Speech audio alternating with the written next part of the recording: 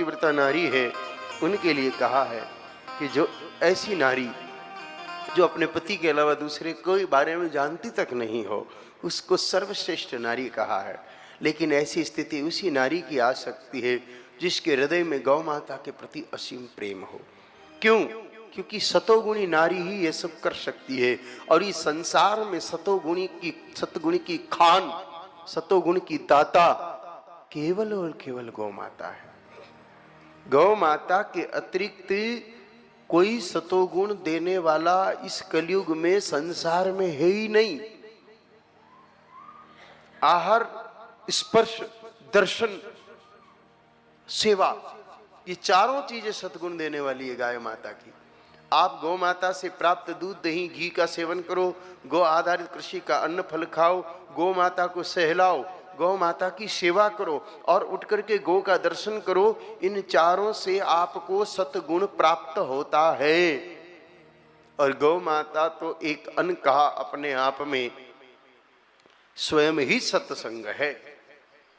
इसलिए जो नारी गाय माता की मन से सेवा करे, बिना किसी चाहत के, दूध नहीं चाहिए, घी नहीं चाहिए, दे तो मैया तेरी मर्जी, बाकी ये सब नहीं चाहिए, मान नहीं चाहिए, सम्मान नहीं चाहिए, बस मैया मुझे तेरी सेवा चाहिए। और इस प्रकार कोई नारी मन पूर्वक गौ की सेवा करे तो उसका मन इतना पवित्र हो जाता है कि वह किसी पुरुष के बारे में सोचती नहीं, सबको भूल जाती है, केवल पति याद रहता है।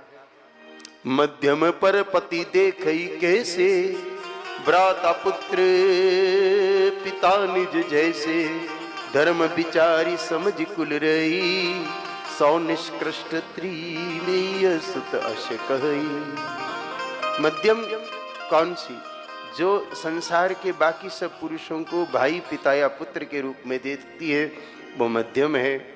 और जो धर्म को विचार करके अपने कुल की मर्यादा समझती है कि भाई मैं पतिव्रत धर्म का पालन नहीं करूंगी तो पाप लगेगा और कुल की मर्यादा जाएगी, उसको अधम नारी कहा है।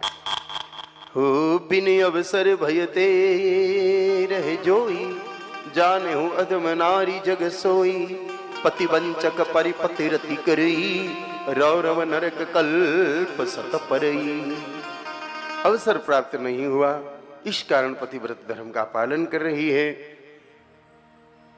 वह नारी अधम प्रकृति की सती बताई है। और बाकी जो नारी अपने पति को छोड़ करके किसी अन्य का विचार भी कर लेती है, ऐसी नारी के लिए तो रामचरितमानस में कहते हैं कि 100 कल्पों तक वह नारी रौरव नामक नरक में पड़ती है। पति वंचक पर पति रति कर ही, रौरव नरक कल्प सत पर ही। 100 कल्प तक रौरव नरक उस नारी को भोगना पड़ता है। इस प्रकार से पतिव्रत धर्म बड़े प्रेम से कहा।